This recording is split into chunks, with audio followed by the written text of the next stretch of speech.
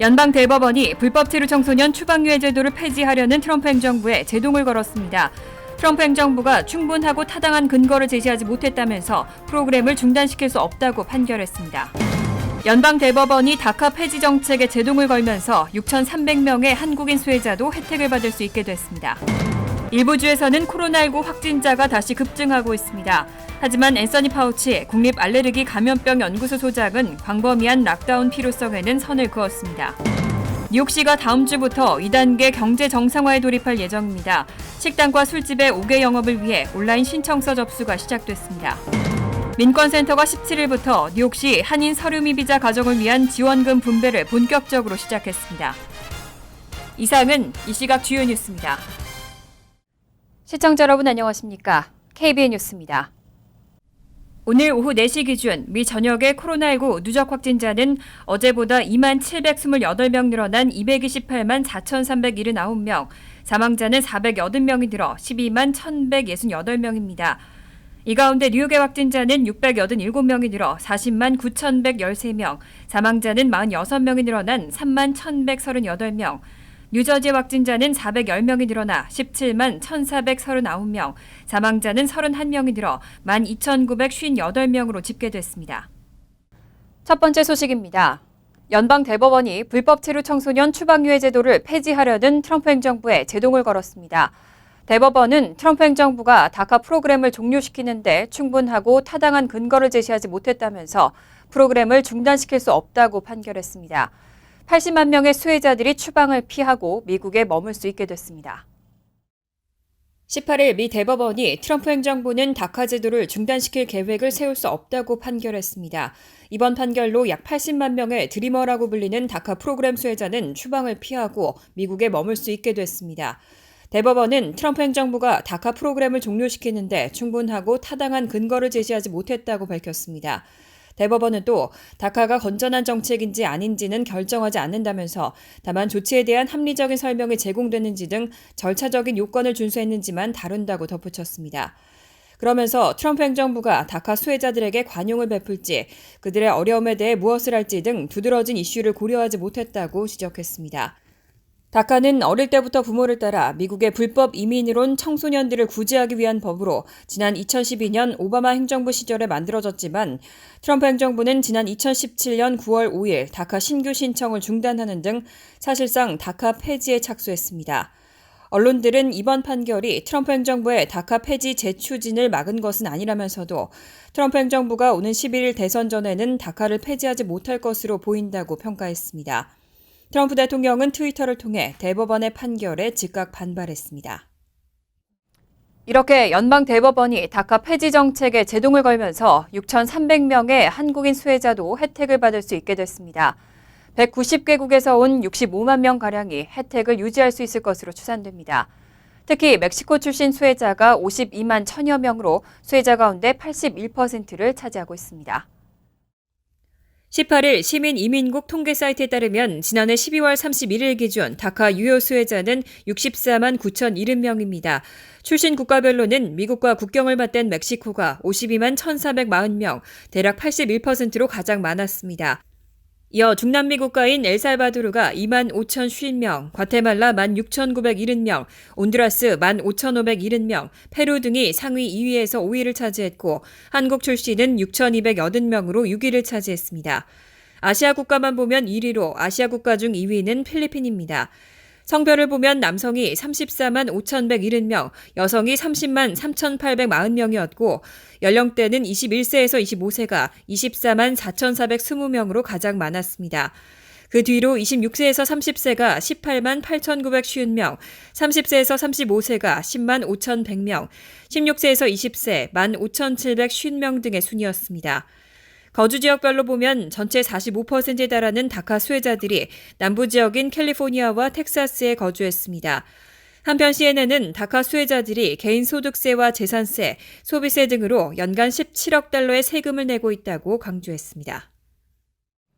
일부 주에서는 코로나19 확진자가 다시 급증하고 있습니다. 봉쇄 해제령이 너무 이른 게 아닌가 하는 회의론도 나오고 있는데요. 하지만 앤서니 파우치 국립 알레르기 감염병 연구소 소장은 광범위한 락다운 필요성에는 선을 그었습니다.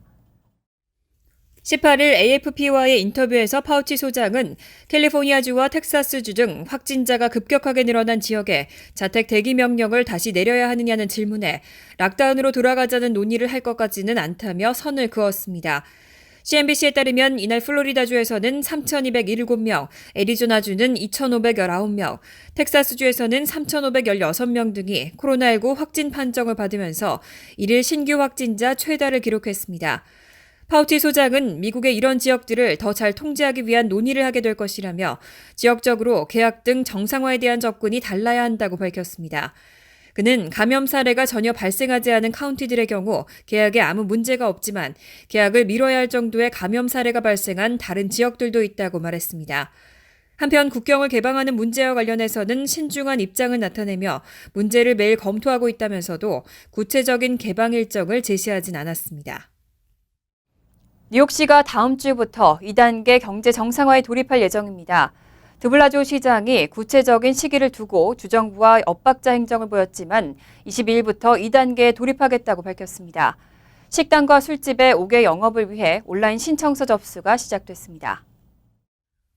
뉴욕시가 오늘부터 식당과 바 등의 5개 영업 허가를 받기 위한 온라인 신청 접수를 받고 있습니다. 식당과 바들의 5개 영업은 뉴욕시 웹사이트에서 신청서를 온라인으로 접수한 뒤 이메일을 통해 승인 통보를 받으면 됩니다. 식당들은 정부 당국이 제시한 5개 영업 규정에 따라 테이블을 배치해야 하고 직원은 반드시 마스크를 착용해야 하는 등 코로나19 예방 안전 지침을 준수해야 합니다. 식당 업소 밖 보도에 테이블을 설치하는 경우에는 옆 건물과 3피트의 간격을 둬야 하고 보행자가 걸어 다닐 수 있도록 테이블과 보도 사이에 8피트의 공간을 확보해야 합니다. 또 버스 정류장과 소화전 인근에는 테이블을 설치할 수 없습니다.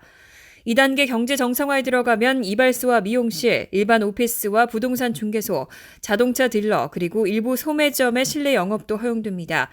한편 앞서 빌 드블라지오 뉴욕시장은 뉴욕시의 2단계 경제 정상화 시점을 두고 주정부와 엇박자 행정을 보였지만 오는 22일 다음 단계로 넘어갈 준비가 돼 있다고 명확하게 밝혔습니다.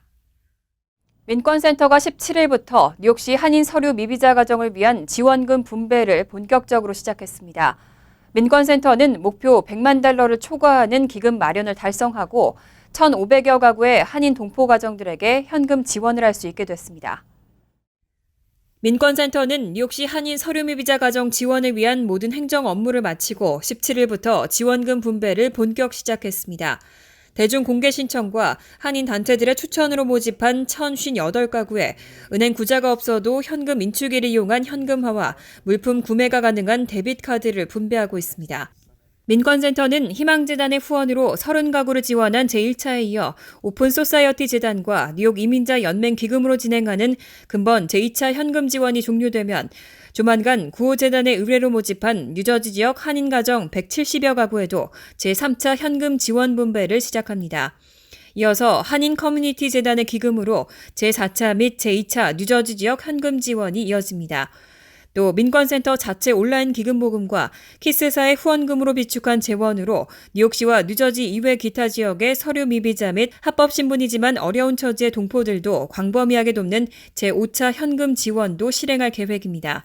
이로써 민권센터는 목표인 100만 달러를 초과하는 기금 마련을 달성하고 코로나 바이러스로 인해 어려움을 겪는 약 1,500여 가구의 한인 동포 가정들에게 현금 지원을 할 수 있게 됐습니다. 한편 민권센터의 현금 지원 활동에 고무된 다른 미 주류 사회와 아시안계 재단 및 단체들이 민권센터를 접촉하고 있으며 추가로 기금 유치가 이루어지면 더 많은 한인 동포 가정들도 돕게 됩니다. 민주당이 코로나19 경제 여파를 극복하기 위한 1조 5천억 달러 규모의 인프라 투자 계획을 공개했습니다. 도로와 다리 등 전통적인 인프라와 함께 교육과 주택 등 광범위한 패키지 내용을 포함했습니다. 트럼프 행정부 초기부터 논의되어 왔던 인프라 투자 계획에 탄력이 붙을 것으로 전망됩니다. 민주당이 18일 코로나19 경제 여파를 극복하기 위한 1조 5천억 달러 규모의 인프라 투자 계획을 공개했습니다. 민주당 하원 의원들이 이날 발표한 인프라 투자 계획은 도로와 다리 등 전통적인 인프라와 함께 교육, 주택, 식수, 광대역 등을 포함한 광범위한 패키지 내용을 포함했고 녹색 이니셔티브와 기후 복원에 중점을 둔 것이 특징입니다. 민주당 소속 낸시 펠로시 하원의장은 친환경적이고 회복력 있는 방법으로 기반 시설을 건설하겠다는 약속을 실현하는 것이라고 밝히면서 일자리 창출이 본질이지만 상업도 촉진하고 미국 경제를 성장시킬 것이라고 부연했습니다.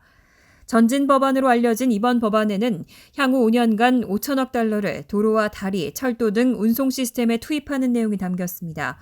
식수 250억 달러, 광대역 1,000억 달러, 청정 에너지 사업 700억 달러, 저소득층 학교 1,000억 달러, 병원 시설 개선 300억 달러, 공공주택 1,000억 달러 등의 내용도 포함됐습니다. 이번 법안으로 트럼프 행정부 초기부터 논의돼 왔지만 추진력을 받지 못했던 인프라 투자 계획이 진전될 것으로 전망됩니다. 여전히 주요 대도시에서는 인종차별에 항의하는 시위가 연이어 열리고 있습니다. 그런데 초기 데이터 집계 결과 시위로 인한 코로나19 신규 확진자 급증은 눈에 띄지 않았습니다. 미 전역 시위에 참가했던 시민들 3,200명을 대상으로 검사를 실시한 결과 양성 반응을 보인 사람은 1.8%에 불과했습니다. 18일 월스트리트저널에 따르면 경찰의 과잉 진압으로 조지 플로이드가 사망했던 미네소타를 포함해 미국 전역의 시위에 참가했던 시민들 3,200명을 대상으로 코로나19 진단검사를 실시한 결과 이들 중 양성 반응을 보인 사람은 1.8%에 불과했습니다. 미네소타에서도 8,500명의 시위 참가자들을 대상으로 진단검사를 실시한 결과 양성은 0.99%에 불과했습니다. 월스트리트저널은 뉴욕시에서는 누구나 코로나19 진단검사를 받을 수 있다며 시 당국이 시위 참가자들에게 검사를 받도록 독려하고 있다고 전했습니다. 뉴욕에서 지난 7일간 실시했던 코로나19 진단검사에서 양성 비율은 평균 3%를 넘지 않았고 신규 사례와 입원율도 하락하고 있습니다. 다만 보건당국자들은 초기 데이터를 갖고 결론을 내리기는 이르다며 시위로 인해 신규 확진자가 언제든 늘어날 수 있다는 입장입니다. 코로나19는 14일에 잠복기가 있기 때문에 너무 일찍 검사를 받았거나 바이러스의 위험에 노출된 이후 재검사를 받지 않았다면 감염 사실이 드러나지 않을 수도 있습니다. 월스트리트저널은 시위가 계속되고 있기 때문에 언제든 신규 확진자가 급증할 가능성은 남아있다고 전했습니다. 미 국방부가 반인종차별 정책을 추진하고 있습니다. 현재 미 흑인 군인은 전체 병력의 19%를 차지하지만 장교는 9%에 불과한데요. 국방부가 군내 인종차별적인 관행을 개선하고 인종적 다양성을 높이기 위한 방안을 추진하겠다고 밝혔습니다. 18일 워싱턴 포스트와 더힐 등 언론은 마크 에스퍼 미 국방장관이 이날 영상 메시지에서 군내 인종적 공정성을 높이기 위한 몇 가지 새로운 조치를 추진하기로 했다고 보도했습니다. 에스퍼 장관은 인종의 다양성을 높이고 모든 계급, 특히 장교단의 동등한 기회를 보장하기 위해 구체적이고 실천 가능한 권고사항을 개발할 것이라며 이를 위해 군내의 다양성과 포용성에 관한 국방위원회를 설립하고 6개월간 연구할 예정이라고 밝혔습니다. 또 국방부 내 민간인과 지도부에 즉시 이행 가능한 권고안을 2주 안에 제출하라고 지시했습니다. 그러면서 승진, 훈련, 지휘관 선발 등에서 사진을 삭제하는 방안을 예로 들었습니다. 또 6개월간의 연구가 끝나면 관련 업무를 이어갈 국방자문위원회를 설치하겠다며 자신의 목표는 전사적, 조직적, 문화적으로 변화를 일으키는 것이라고 강조했습니다. 이어 모든 형태의 편향, 편견을 없애고 모든 사람들에게 동등한 기회와 존중을 보장하는 것이 우리를 더 강하게 할 것이라며 앞으로 모든 부서에 걸쳐 지속적으로 변화를 촉진할 수 있는 추가적인 방법을 찾아낼 것이라고 피력했습니다. 존 볼턴 전 백악관 국가안보보좌관이 회고록을 통해 트럼프 대통령에 대한 메가톤급 폭로를 이어가고 있습니다. 23일 발간되는 회고록에 벌써 전 세계 관심이 집중되고 있는데요. 민주당은 존 볼턴 전 보좌관을 의회로 불러서 증언을 듣는 방안을 추진하고 있습니다. 더힐 폴리티코 등에 따르면 낸시 펠로시 하원의장은 18일 워싱턴 DC 국회의사당 기자회견에서 존 볼턴 전 백악관 국가안보보좌관을 의회로 불러 증언을 듣는 방안을 추진 중이라고 밝혔습니다. 펠로시 의장은 미국 국민들은 알 권리가 있다면서 구체적으로 소환의 형식이 될지 아니면 다른 형식이 될지는 모르겠지만 하원의 정보, 사법, 감독, 외교위원장들과 논의할 예정이라고 밝혔습니다. 오는 23일 발간되는 볼턴 전 보좌관의 저서 그것이 일어난 방 백악관 회고록은 현재 정계 태풍에 핵이 되고 있습니다. 발췌록 일부가 언론들을 통해 보도되면서 아마존 베스트셀러 1위로 오르는 등 벌써부터 전 세계의 관심이 집중되고 있습니다. 특히 트럼프 대통령이 시진핑 중국 국가주석에게 재선을 도와달라면서 농산물 구매를 간청했고 신장 위구르 무슬림 강제 수용소를 옹호했다는 내용 등은 11월 대선을 뒤흔들 메가톤급 이슈로 떠오르고 있습니다. 대선에서 트럼프 대통령의 발목을 잡을 수 있다는 분석도 나오면서 민주당이 그를 증언대에 세우겠다는 것도 이런 의도가 반영됐다는 평가입니다.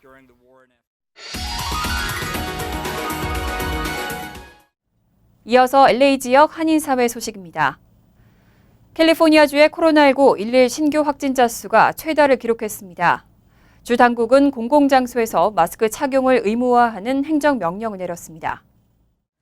이에 따라 병원과 약국을 비롯해 직장, 대중교통, 택시 등 모든 공공장소에서 주민들은 반드시 얼굴 가리개를 착용해야 합니다.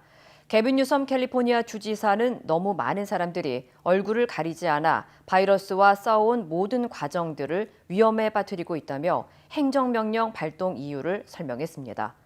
기존 LA 카운티를 포함한 인구 밀집 지역은 마스크 착용이 의무였지만 캘리포니아주는 권고 사항이었습니다.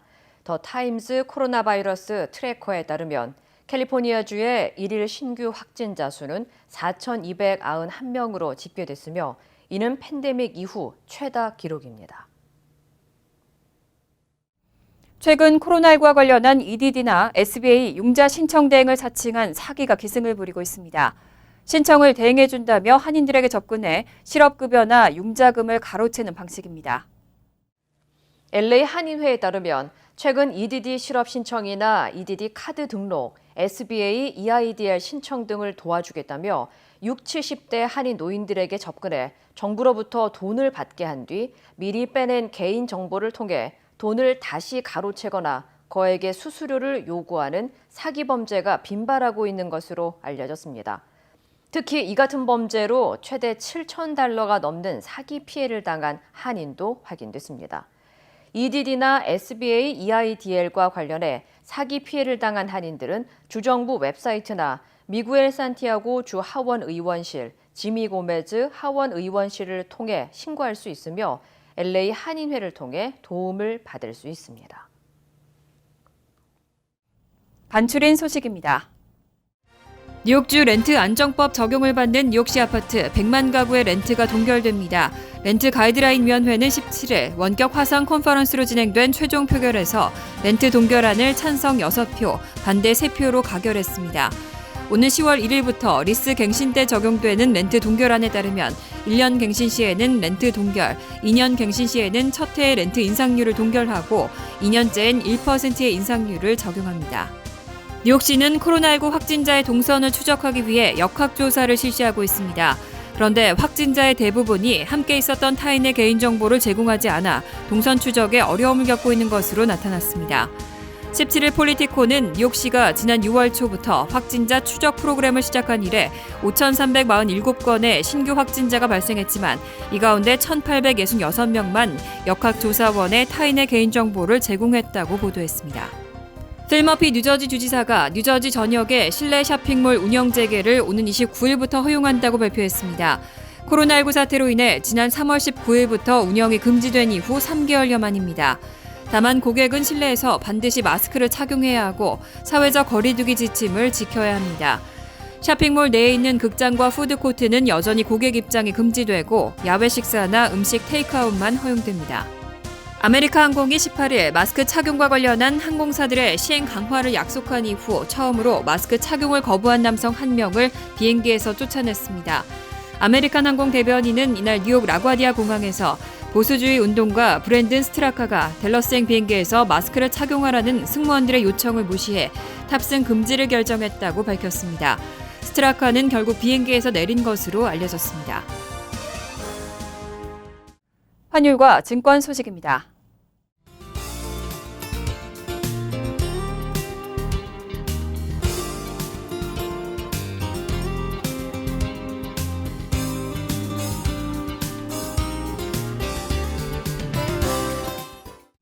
이어서 날씨입니다. 토요일은 대체로 화창하겠지만 오후에는 천둥 번개나 소나기 올 가능성이 있겠습니다. 낮 최고 기온은 83도, 섭씨 28도, 밤 최저 기온은 67도, 섭씨 19도로 예상됩니다. 일요일은 구름이 많은 가운데 역시 천둥번개나 소나기 가능성이 있습니다. 월요일도 구름이 많겠고 20%로 천둥번개나 비 올 가능성이 있겠습니다. 이상으로 KBN 뉴스를 마칩니다. KBN과 함께 즐거운 저녁 되시기 바랍니다.